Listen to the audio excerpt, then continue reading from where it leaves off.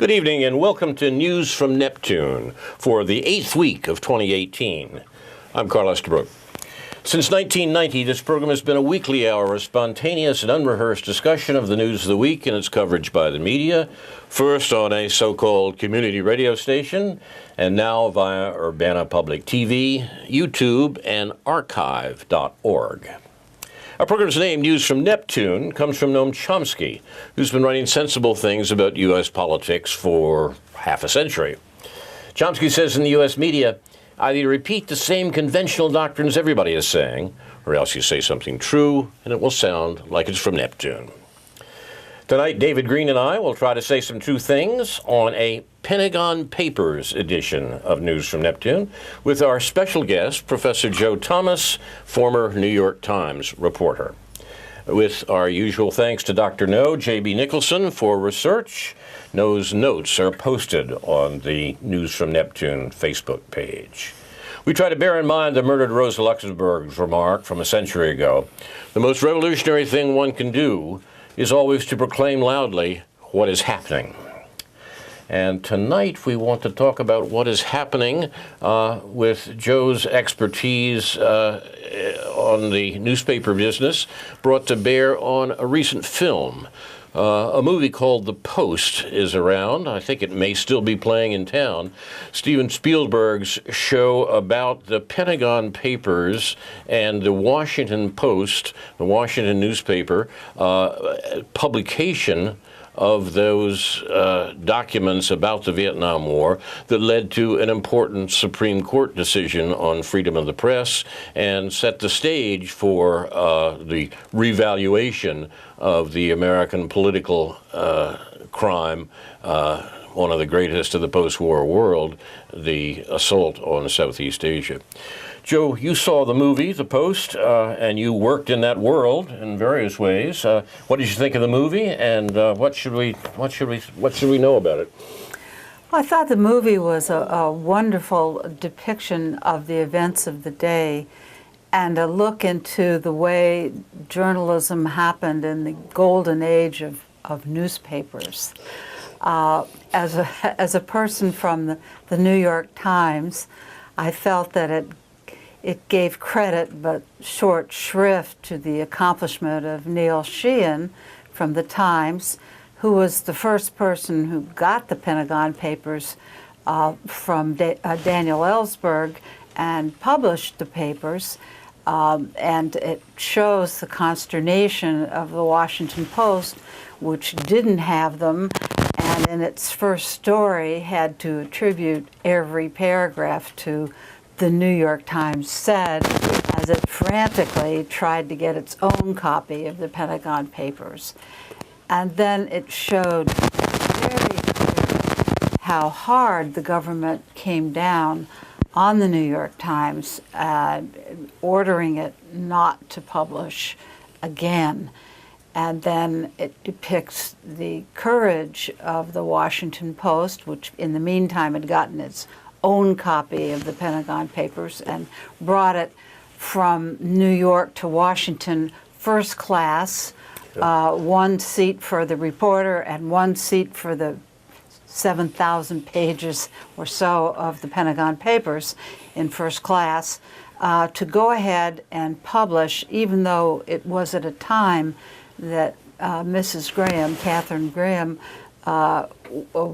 was risking the possible loss of the newspaper, and all of her board was urging her not to publish. She was a novice. She had taken over the control of the newspaper after the death of her husband, the suicide of her husband, and Mrs. Graham, played by Meryl Streep, admits that she doesn't know much about the newspaper business, and she's a person who's friends with, among other people, Robert McNamara, the Secretary of Defense, who commissioned the Pentagon Papers and is a close personal friend. So it's a journalistic decision, and it's a profound personal decision. And the author of the film, the screenwriter, admits that the focus of the film is intended to be the dilemma of Mrs. Graham. It's a personal story about her as much as it is a story about courage in journalism.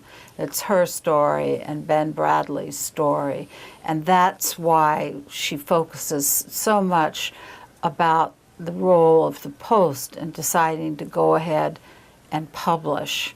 And then, of course, it gives us the ground for the famous and important Supreme Court decision, the United States versus the New York Times, in which the Supreme Court says emphatically that the government may not restrain newspapers from publishing because the First Amendment absolutely forbids it. Maybe we should mention for those who came in late that the Pentagon Papers, the collection, as you say, the vast collection of documents of 7,000 pages that are depicted in the airplane scene, where the reporter Ben Bagdatian brings the copy. I mean, this is early 1970s, so there are no thumb drives. They needed a physical copy of this thing. Brings this back on by buying an airplane seat for it. But the Pentagon Papers themselves were a peculiar production in that it was ordered by Robert McNamara, the Secretary of Defense, perhaps as maybe an act of conscience for the great crime that he had presided over, but at some deep psychological level. But in fact, it was an internal study of the Vietnam War.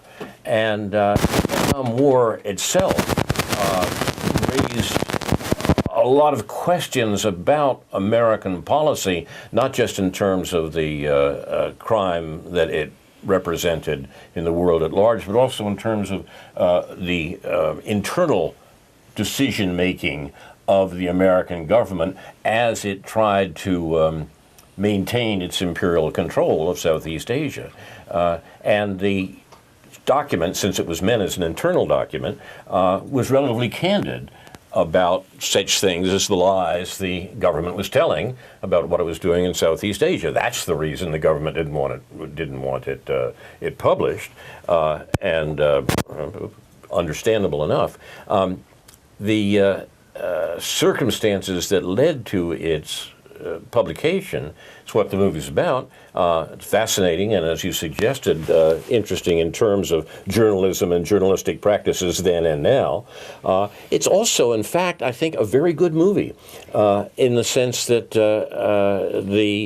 this man Spielberg knows something about making movies, I think, and he's got a sort of dramatic story to tell, and he tells it in ways that frequently ring true in relatively unimportant matters. I grew up in Washington during this period, read the papers, the Washington papers regularly.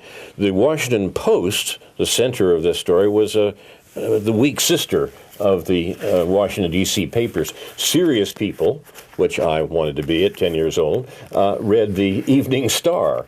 The Evening Star was a newspaper, Washington newspaper that went back to the Civil War, and had all the proper support for it. The upstart Washington Post, which was bought at a fire sale during the Depression by the Graham family, or by the actually the Meyer family, but it ends up in the hands of Catherine Graham, as you suggested. This paper, nobody bothered with. And it was, my family didn't even get the newspaper. We got the Times Herald, and there were several other papers then. And the movie took me back to those days, and what not only the war, the news, the newspapers, but also the sort of social world that produced this. There's an early on scene where Catherine Graham is having a dinner party with Bob McNamara, the Secretary of Defense, present. And when dinner is over, the women all get up and leave the room, including Catherine Graham. The men sit around the dinner table and talk serious business and so forth. And it's done accurately in the sense that you're not making fun of this. You're just looking at a different social milieu And it's that social milieu that is the frame for, but not the reason for, the plot. Yes, indeed. Fascinating. Yes. I was quite taken with the movie on that ground. And then there's the politics. Then there was the fact that the U.S. was busily killing 4 million people in Southeast Asia. And that's what the movie is really about. Well, we should say also that the Pentagon Papers go back to the period just after World War II. So they go through all of the administrations leading up to the Nixon administration, which was in power at the time the Pentagon Papers were published. So they have a look at Truman and all of the succeeding administrations in ways that are unflattering Yes. and candid. So it isn't a matter of one party or another having its interests right. at stake.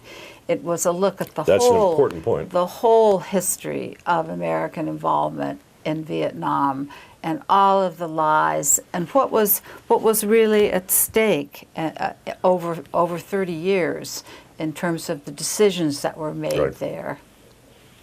And that history was so horrible that the U.S. government obviously did not want this material published, and that the attempt to suppress it one way or another, leading to the court case, leading to the Supreme Court decision on prior restraint, as the technical term of keeping something from being published. That was the Nixon administration, the American government in general, had very good reasons for wanting prior restraint to keep this material from being published because, as you suggest, it gave such a horrible picture of what all preceding administrations, all post-war administrations, had done in regard to the colonial war in Vietnam. Well, we don't see much of Daniel Ellsberg, the person who leaked the report, but it's probably worth pointing out that he worked for a Defense Department consultant, the Rand Corporation, Right. and he had met Neil Sheehan when Sheehan was a correspondent in Vietnam. The Times has decided to rein in Sheehan and brought him back from Vietnam and put him in Washington, but they had met years before. And Ellsberg was very troubled by the war. He said that his reflection on it, at one point he was quoting it as saying, "We are eating our young," and decided that he was going to leak the papers to someone. And since he knew Sheehan, he called him and asked to go over to his house. It's also worth mentioning that after he gave the papers to the Times and the Post, I think in all, he gave them to 20 newspapers. So it wasn't just those two. He spread them around. There was a remarkable article in the New Yorker, which is politics have been wretched quite recently, well, since under the current editor. But the New Yorker published an article, a long article, 2 or 3 issues ago, about Gar Alperovitz, the historian, very important historian about the dropping of the atom bombs on Japan. Alperovitz, we learn only now, was one of the major connections for Ellsberg in spreading those papers around and making other people get. And he tells the story to a reporter whose name is escaping me right now. But as I say in the recent New Yorker article, I will put this New Yorker article, a link to this New Yorker article, on the Facebook page for News from Neptune too. Did you see that, David? I know you know Alperovitz. I know we talked about. Yeah, I saw this. I read the interview with him. Yes. That Amy Goodman did, and perhaps. Another one, but. Yeah, I guess just to riff a little bit and maybe put a couple of things on the table in terms of my understanding and practice. Neil Sheehan ended up writing a book called, if I'm correct, A Bright Shining Light, based on experience in Vietnam with a fellow named John R. Grant. there was a film based on it. I'm not sure if it was a sort of fictionalized film or documentary film. And it seemed to me at the time that I saw this that this was sort of an effort to rescue the idea that Vietnam was a noble project. I'm not sure if I got that right, but speaking through John Paul Vann and his perceptions of this military man, that's one idea. And I don't know if we want to go down that path. The other is the Supreme Court. Who was on the Supreme Court, how different it was then than it is now. I'm not any kind of historian or scholar of Supreme Court justices, but of course the understanding was that it was a liberal Supreme Court, that I guess it was the post-Warren Supreme Court, but still a lot of the people that were identified with sort of libertarian in the best sense of the word, or freedom of speech, Hugo Black and people like that. Perhaps that you could recall the names better than I. There are two people there that I want to ask Joe about. Neil Sheehan was a colleague of yours, right? I mean, you worked together. I actually came to the Washington Bureau of the Times when I got there in 1977. Neil was already working on the book, and he, as the Washington Post observed in a great article about him, he spent 16 years as a virtual hermit working on this book. That's the Bright Shining Lie one. Yes, and complicated by a terrible automobile accident that he was in early on, which took him years to recover from. And I don't know that, because I haven't read the book, that it's an effort to reclaim, to say that the Vietnam War was not a mistake. I don't think that was his view. It was a look at one of the last people who actually believed in the war and died in Vietnam still believing. So it was a look at someone like that. Believing, as the title of the book suggests, a bright, shining lie. Exactly. Interesting. But so I didn't know Neil, but he was a legend at the Times as a great reporter. And of course, the tragedy is that he didn't get the Pulitzer Prize for the Pentagon Papers. The newspaper got the prize, which many people felt was unfair. They felt that if anyone got it, either they both should have gotten it or Sheehan should have gotten it. When they got the papers, it was a joint effort. The paper hired a hotel room in New York. Everybody went to work on the papers, trying to check that every single word in the articles was backed up by the papers, which were kind of a mess. You had to, go through and put them together. And if you read the first stories, they're so hedged that they're kind of hard to read, to be honest. Interesting. So a lot of work went into it from other people at the Times, but it does seem a shame that Halberstam got a Pulitzer for Vietnam and Sheehan didn't, because Sheehan is remembered, he's still alive, as a fantastic reporter and a great reporter in Vietnam, and the military hated him off there and did not like his work. He was he went over there as a young reporter for UPI, and let's just say that whenever there was action, he went there himself under great danger and actually reported what he saw. He wasn't one of the reporters who sat in the hotels and reported rumors and gossip. Listen to the 5 o'clock follies, as they called them. He was a great reporter when he was there, and he, at the Times, among reporters, he is a legend.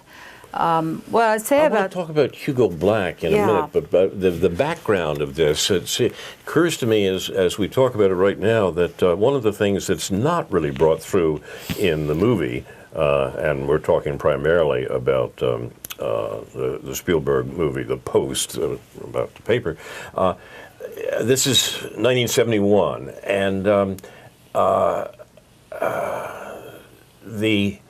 national mood, so to speak, had turned rather abruptly just before this in regard to the war. A few years before, when John Kennedy launched the carpet bombing of South Vietnam, I mean, a real murderous invasion of South Vietnam, which, as you suggested, had a background in previous administrations' attempt to control the legacy of the Second World War, that is, the U.S. control of of Southeast Asia.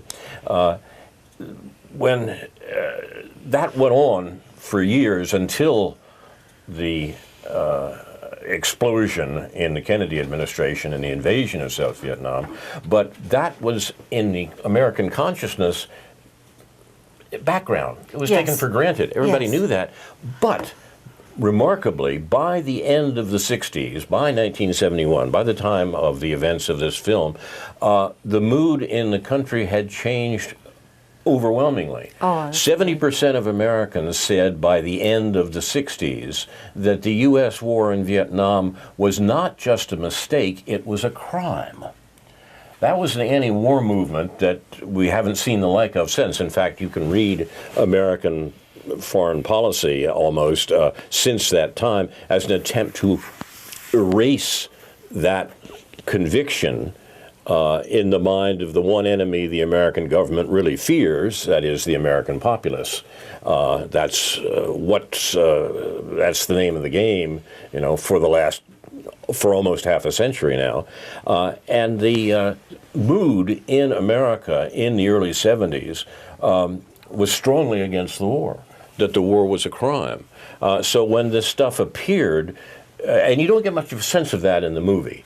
In the movie, you have, as you described, a sort of a discussion among elites or their employees about what should be done with this material. But you don't have too much of the popular notion that there was. Actually, let me correct that a bit. What the movie does is suggest that popular demonstrations against the war were, in some sense, a result of the publication of the Pentagon Papers. In a narrow sense, there's something to that, but not much. Those popular demonstrations were out there already and completely, and for sort of dramatic purposes, they're connected in with the papers here a little more than they should be. But what's really missing, as I say, is the political situation within the United States, particularly the popular understanding of what was going on. Instead, we get the very real drama that leads to the Supreme Court decision on freedom of the press. Well, the Pentagon Papers themselves indicate that the switch in the interests of the United States, which began with wanting to contain communism, had moved by then well beyond that to wanting to defend the power, influence, and prestige of the United States. And that was the purpose, which was what all of the protesters suspected, that it wasn't, that there was no interest really except trying to defend our own image, what we thought the powerful image we needed to project in the world, whatever that was, by bombing all these people in Vietnam. The movie moves or points one in the direction of thinking about what the U.S. policy was doing, why the U.S. was killing millions of people in Southeast Asia, and how far that was from even the popular understanding of what was at stake.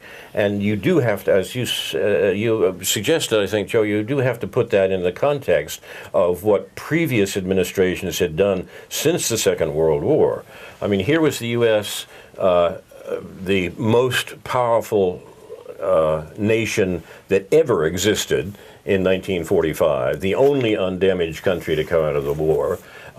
50% of the world's wealth was held by the 6.3% of the world's population that lived in the United States in 1945. And when the insurgency in Vietnam began, the anti-colonial movement began in Vietnam in the 1950s, the U.S. said, well, this is crazy. We run the world. No little group of people in Southeast Asia are going to remove the economic control of the region from the hands of the United States. We can't allow that to happen. We called that anti-communism, but it really had far less to do with communism than with economic independence. The U.S. says we inherited the control of Asia from the Japanese, from the destruction of the Greater East Asia co-prosperity sphere that the Japanese were trying to set up, and no little group of revolutionaries in Vietnam are going to take part of that away from us. We picked out a government for you. We've set up a government for you, when the French got out, and you're to accept that. And if you don't accept that, we'll blow you to hell. And that's what the U.S. was doing. Well, we tried to sell it to the American people, though, as the domino theory. Yep, exactly. And that the Chinese, if we didn't stop communism in Vietnam, that the Chinese communists were going to come down and take over the country, and they were going to take over Asia. So that that was, we called it the domino theory. The people in Asia called it the Dulles theory, and used it against us, as an imperialist theory. So, well, the point is, the domino theory was right. The domino theory was right. What the U.S. was saying when the domino theory was, look, if we allow the revolution to succeed if we allow this little group of Vietnamese to remove their economy and society from U.S. control and develop their economy outside of our control, other people will want to do that too. Other nations and other groups in the region, other countries, other nations will want to do that. We've got to stop it here. Well, that was absolutely right. That was indeed what was happening, and the U.S. did try to stop it there. And by the way, it's important to realize that the U.S. won the war. The domino theory was correct in describing what the U.S. was doing, and the U.S. made sure that the dominoes didn't fall. The U.S. didn't achieve its maximum war aims in Vietnam, which was to reduce it to the control of the government that we picked out, but the government that emerged from the Vietnam War in the mid-'70s was a government that was begging Washington for Nike shoe plants. The independent economic integration of the area in the interests of the people of the region, that didn't happen. The economy of Vietnam developed only under the sway of the United States' control of the worldwide economy, and that's still true today.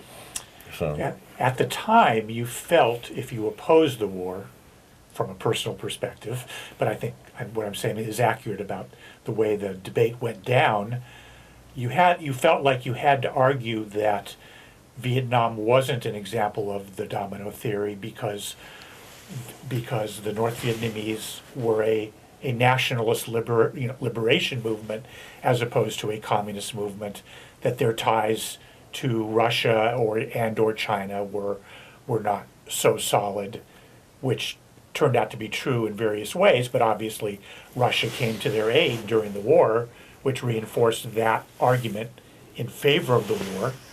I guess the point is that it didn't really matter that Ho Chi Minh was, modeled his movement in the post-World War I era after the American independence movement, or right, the American Constitution, or whatever, or the French Revolution. What mattered was that it was not a communist movement, but whether it was or not, what mattered was that it was, as you say, an independent right, movement. That particular virus had already been dealt with in Italy and Greece, and during that period, Indonesia. You can name the whatever. Chile in 1973. So this was a pattern. This was a global pattern. exactly. Not always played out exactly with the kind of war making that was seen in Southeast Asia. Communism, in a sense, was never the issue. The issue was always the economic control of the world that the U.S. had established in 1945, and that various groups, for various reasons, as you suggested, around the world, wanted to contest. Instead of working for the American 1%, they wanted to work for themselves. And we couldn't stand that. And that's still, I mean, to be sweeping about it, this defines the American foreign policy for more than a century. The U.S. has been concerned with the possibility that its economic hegemony in the world would be challenged by lesser breeds without the law, and will kill a lot of them to prevent that from happening. One thing I would put on the table to ask you guys about also would be the David Halberstam. I mean, that's the book that people were reading in the late 60s. And I'm not sure. Do you know when that book came out? The Best and the Brightest. Yeah. Yeah. Was it in the late 60s or not? Late 60s, I would go looking for it. And it was then, seen as the document, sort of symbolic of liberal about opposition the Kennedy, to the war. About the Kennedy administration, right. primarily. I mean, I don't know. Maybe I just recall people talking about the book. I finally read it. How did he compare? How did his journal? Pardon? Is that brave of you to do that? Read it. I mean. Well, there's a story behind that, but I won't go into that. But anyway, so I mean, do you have any sense, as a journalist, in your perspectives on Halberstam and Neil Sheehan? I never have really thought about what their relationship might have been, or what their relationship in the context of that times might have been, in terms of if they were actually competing to send a different message about what was happening with this war. Well, as I don't know either of them personally, Yeah. but from what I understand, they were great friends. Okay. And I don't think they shared a different point of view. Uh-huh. And they weren't competitors. I think that Halberstam encouraged Sheehan consistently to get on with the book. Sheehan was a slow, painfully slow writer. Halberstam, like most journalists, was fast, and that's the big difference. This is I think important insight. I think. They're both much admired, have been, both of them, real heroes to the rest of the reporting staff, the old reporting staff at the Times, much admired. The late Alex Coburn, who I would suggest was in some ways one of the most interesting and best journalists of his generation, used to say, I can write faster than anybody who can write better, and I can write better than anybody who can write faster. and the boast, which I think was in fact not original with Alex, the boast was for his generation, I think, right. And the important journalism that began appearing in the U.S. In a very different publication at the same time as this movie, that is The Village Voice, seemed to me to be a remarkable contrast with that world, the Sheehan Halberstam world you described. So I haven't seen this film, but who was the protagonist in this movie, if there is? Catherine Graham. Oh, Catherine Graham okay. is Catherine Graham, and to a lesser extent Ben Bradley. Okay. Yeah. But I wanted to say that two things about the movie concern me. One is that the comfort that is offered by the Supreme Court decision, New York, U.S. versus the New York Times, seems absolute, but I am not so sure that with a different court it might not be changed, although I don't see how it could be. And second, that there are many ways to stop the truth that wouldn't involve prior restraint of a kind in which the government issues a restraining order against a newspaper. First of all, most people don't get their news in newspapers anymore. Mm-hmm. But the most disturbing way to stop the news is the way our president has raised, which is simply fake news. to have so much clutter in the air that no one can tell what's news and what isn't. And What are you going to do, Joe? You're not and- going to cut down the clutter. I don't know what the answer is, but it's so much disinformation from so many sources that it's very difficult to tell what's news and what isn't. And we know now that there can be an infinite amount of competing information. I mean, the other ways, of course, to get rid of news are, which are now being employed, is you kill the journalists, you put them in prison. You can do either one of those things. That's happening all over the world at the moment. You set up competing news organizations. We have that with Fox News. With online media, you set up an infinite number of competing news organizations. And, you know, a Russian news organization or a North Korean news organization would find it really hard to come to the United States, buy a press, and set up a newspaper. You know, they probably couldn't do that. Right. But they could set up all kinds of news outlets that would be read by millions of Americans, and it would be then very difficult to tell what was what. But surely that's a good thing. I'm just saying that there are many ways in a free, if you in an atmosphere of a free press, to hide the truth about what the government is doing. But there is, you know, as someone once said, 2-3 mini Vietnams. I mean, surely it's better to have the competition, the variety of things that are spent. It's better to have WikiLeaks. It's better to have RT.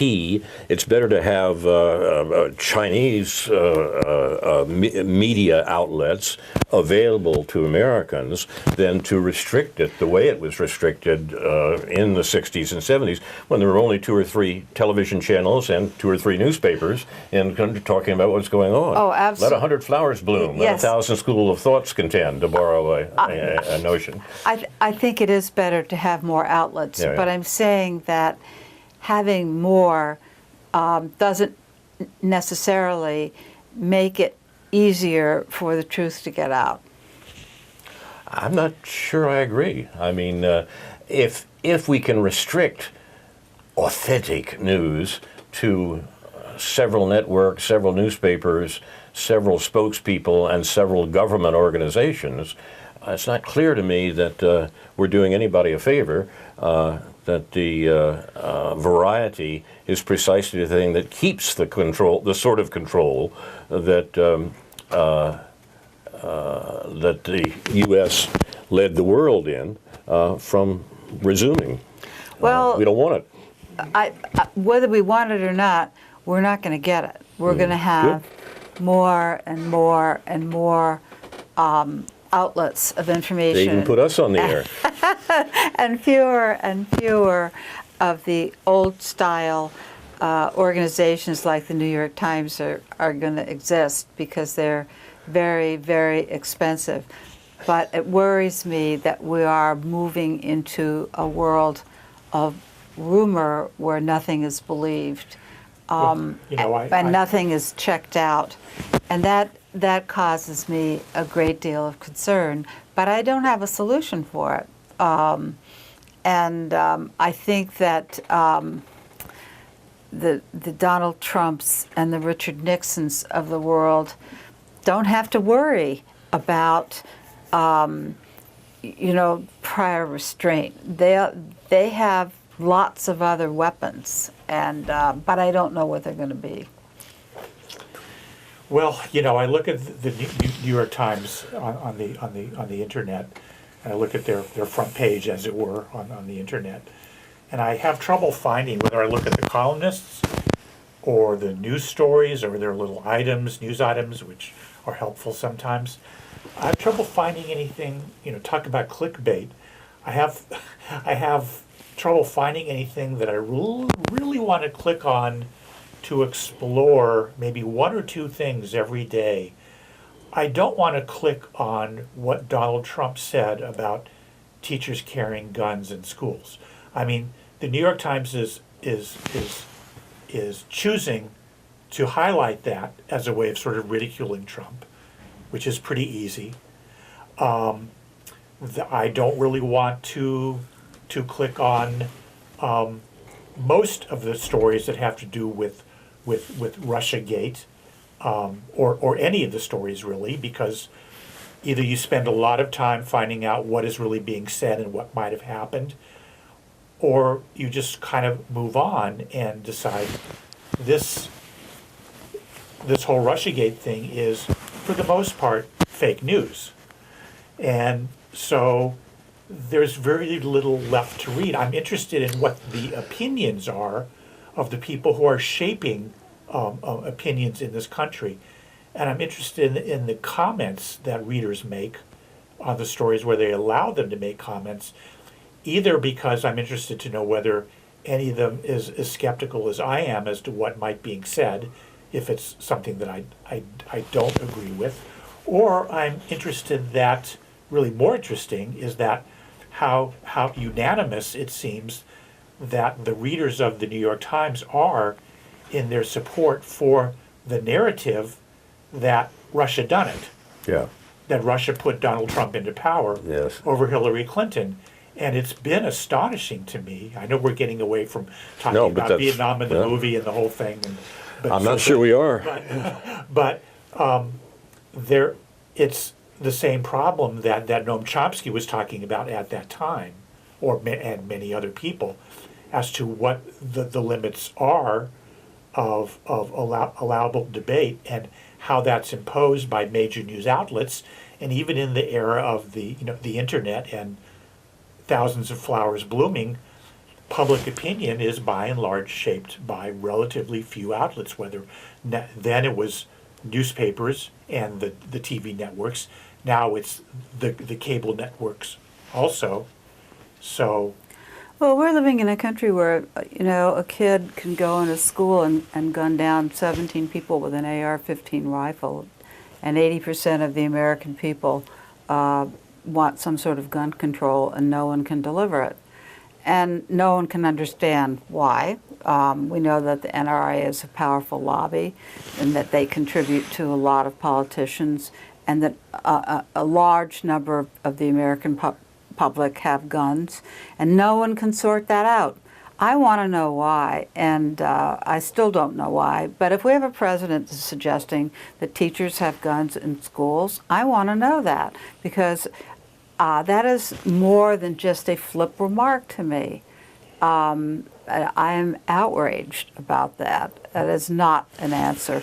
And I think that the kids that went to Washington, D.C. and went to the governor's office in Florida have got a point. And maybe they will be the generation that does something about it. But I care deeply about that issue, and I think a lot of people do.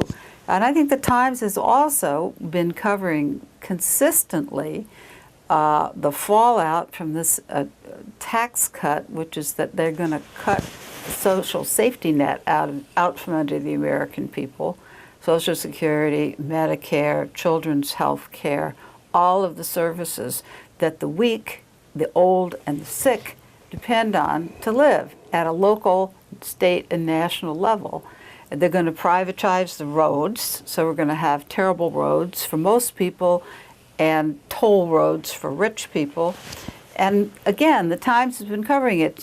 Everything can't get on page one, but it's in there. which is all to say that the people that were afraid that Donald Trump might do something different when he got into office don't really have anything to worry about, because he's pretty much doing the same thing. I mean, he didn't invent school shootings.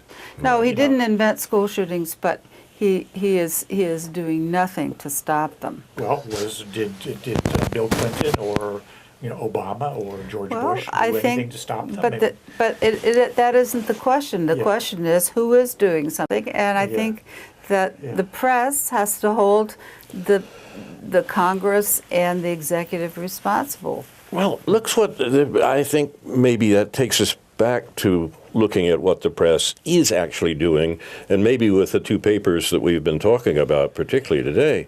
The Washington Post has been bought by the world's richest man and has been under Jeff Bezos' ownership, not only dealing directly with the CIA, but enhancing its reputation for being the CIA's favorite newspaper. The New York Times, this week, in the wake of the events that we've been talking about, the leading columnist for the New York Times on Monday said, look, the Mueller investigation has turned up some pizza sellers in St. Petersburg who apparently were supporting ads on American Facebook, American social media. This is the equivalent of Pearl Harbor, and we have to respond militarily. Yeah, we laugh because it's so horrific, but this was prominently displayed first of the week on Monday in Thomas Friedman's column, saying that, look, what the Mueller people have found, ridiculous as it is, what the Mueller people have found is the equivalent of Pearl Harbor. That's his equation. And we have to respond. What would we have done had Franklin Roosevelt not done anything in response to the attack on Pearl Harbor in 1941? And they're getting after Trump in the same way. Friedman is saying Trump has got to do something in response to this, and that has to be the equivalent, that has to be a military response. The same day, Karen Tumulty in the Washington Post said, yes, the Petersburg ad buy that the Mueller investigation has uncovered is the equivalent to 9/11. And Donald Trump must respond to this the way George Bush responded to 9/11. What's wrong with these people? Well, that's what I wanted to ask you. You know, these are not casual, nuts writing on the internet. This is Thomas Friedman in the New York Times and Karen Tumulty, who I think is now their leading diplomatic reporter at the Washington Post. What is going on? I have absolutely no idea. I mean, it sounds insane. I have one suggestion of something that's going on right now, and that is the fact that the American political establishment, which is firmly represented at the New York Times and the Washington Post, the American political establishment was frightened to death that Donald Trump in office would actually take up some of the isolationist positions that he talked about during the campaign and not continue the war provocations against Russia, which the Obama administration had indulged in quietly but very effectively, or the war provocations against China that Secretary of State Clinton ramped up in the South China Sea. They were terribly afraid that Trump was going to talk peace with Russia and China. Once Trump is in office, they are willing to move, the American political establishment is willing to move heaven and earth to make sure that the Trump administration continues the war provocations of the previous administration. And as David suggested, I think, they've won. They got it. That's what Trump et al. Is doing. All we get, the second point on Trump, we have to realize that in terms of actual political activity, Trump is the weakest American president we've had in a long time. All the previous administrations you were talking about. I think if you think about American history in the last century, you have to go back as far as Calvin Coolidge to find an American president who had less effect on the policies of the government. In fact, there are some other interesting parallels betrayed by the great contrast between the silent Cal and the blustery Trump. But in terms of the actual effectiveness, Coolidge put the control of the American economy in the 20s in the hands of the three biggest bankers in the country. Trump has put the control of American war-making around the world in the hands of three Marine generals.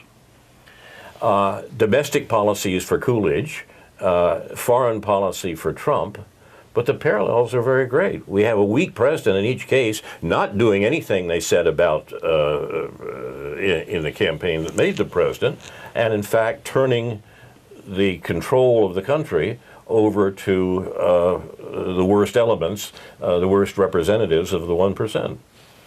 This is dangerous. Well, no, I have to agree. Trump derangement syndrome, the notion that our problem is Trump, all we have to do is get rid of Trump and everything will be ducky, is what the political establishment wants to convince you because of their fears that Trump would depart from the neoliberal and neoconservative policies of the Obama administration. And of course he's not. There's been no departure at all. There's just been bluster. Well, I see the wrecking of the American social fabric to a degree that's very frightening. I don't like this tax cut, and I don't like his social But the proposals. tax cut is what the Republicans have been doing all along. I mean, this they've is done it. the Republican program, They've done and it now. I mean, this is in fact. I mean, I agree with you in terms of the outrageousness of the tax structure of the United States, but that's not new. Well, I mean, but This the is a tax follow-up. bill, but the tax bill is new. Well, and But the direction it's going isn't new. Well, no, it's the it same isn't. thing. But it's gone there now. Yes, it has. And now, As it and went through the now- Reagan administration. And now the American people are going to pay the piper in terrible ways and be kicked out of their nursing homes, and the impoverishment of the Mm-hmm. American people's. Particularly the weakest sectors of the American population, it's going to be worse and worse, and people are going to feel it at home. And all the people that Trump promised to help are going to suffer. But this is not new with the Trump administration. These are the neoliberal reforms that have occurred in the American economy over 40 years now, and that were prominent in the Obama administration. But they're much worse now. There's a level of degree that we're going to see. We're going to be hurting much worse. Well, and indeed we should reverse that. Well, I think after 40 years of Yeah, that's right. decay, then we're much more. People are much more vulnerable. I mean, half the people can't handle a $400 payment if No. something unpredictable happens in their lives. That's right. So So now we're going to make it worse. I think So- it's important yeah. to see, though, that was the vulnerability that produced Trump. That vulnerability, that Exactly, weakness yeah. in the that outrage amongst the American voters that saw their life chances being confiscated, Correct. that saw their economy being ruined over the last generation, finally exploded and said, we have a candidate who says she's going to do the same thing that they've been doing all along, a pro-war, pro-Wall Street set of policies, just like the Obama administration, but even more so. We're not playing that anymore. We're rejecting that. And as a result, a significant portion of the American electorate says no more business as usual, throws it out. In effect, as you suggest, what happens, though, is that the business as usual folks still have their hands on the government and are able to press through a tax cut, for example, that follows exactly on what previous administrations have done. The growth in inequality in the United States has been outrageous over the last 40 years, and it's accelerated. This is just one more step in it. This is a People huge voted step. for Trump because they thought he would reverse it. He's not going to. No. Doesn't look like he's going to. And when he gets a few more people on the Supreme Court, we really are going to have to worry about any of the guarantees that we feel that we enjoy at the moment. You think there'd be a reversal of the... I don't know. I wouldn't count on anything. I really wouldn't count Speaking on of the anything. Supreme Court, though, I was interested in either of your comments about what the role... The Supreme Court is seen as sort of one of the heroes of the 1950s and 60s in a certain way. And I don't really... We've got 5 minutes, right? I was curious as to what... I mean, I haven't really studied that topic so much as to know what role they had, proactive or reactive or whatever, but and how that relates to, well, Vietnam or the Civil Rights Movement. But it's very different now, obviously.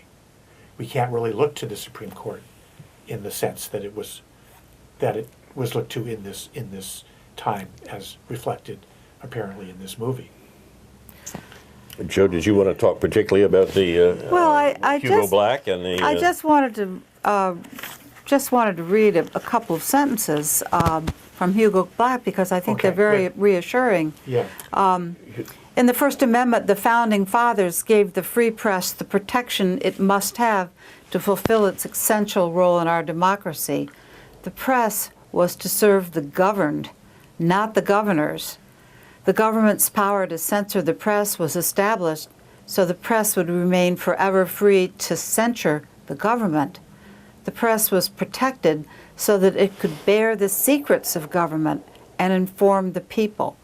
Only a free and unrestrained press can effectively expose deception in government, and paramount among the responsibilities of a free press is the duty to prevent any part of the government from deceiving the people and sending them off to distant lands to die of foreign fevers and foreign shot and shell. Good stuff.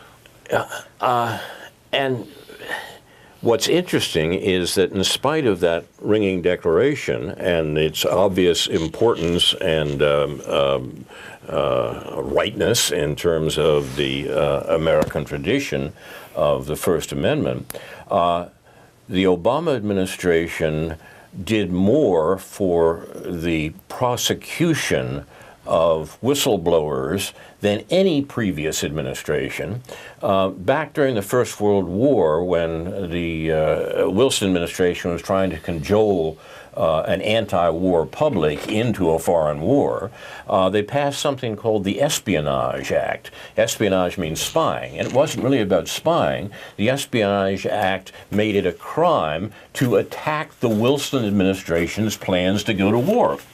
And they threw people into jail on that. The famous line about shouting fire in a crowded theater came out of the out of prosecuting people and jailing them because they objected to the war.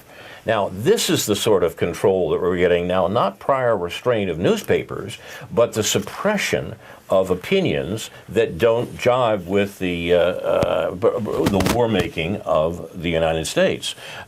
We have a clear example of that, it seems to me, in the use of this Espionage Act by the Obama administration. They used it more than any prior administration since the First World War did. That's how they're going to control it, not by hurting their friends at the Washington Post and the New York Times. They have friends there now, but by keeping people from saying things that spread confusion because they challenge the range of allowable debate. 1 minute. Go. Okay. You've been watching News from Neptune from the 8th week of 2018, presented by Carl Estabrook and David Green, produced and directed by Jason Liggett and Ethan Young. This has been a Pentagon Papers edition. Our guest has been New York Times reporter Jo Thomas. Watch for her memoir of reporting all these years, out next year, we hope, Jo, right? Yes. Our thanks to our research director, Dr. No. J.B. Nicholson, the third man on News from Neptune. No's notes are posted on the Facebook page for News from Neptune. Inshallah, we'll be back next week with a new edition of News from Neptune to remind you, in the words of Edward de Vere, what's past is prologue, what to come in yours and my discharge. In the meantime, confusion to our enemies, thanks to Jo, and a good night to you.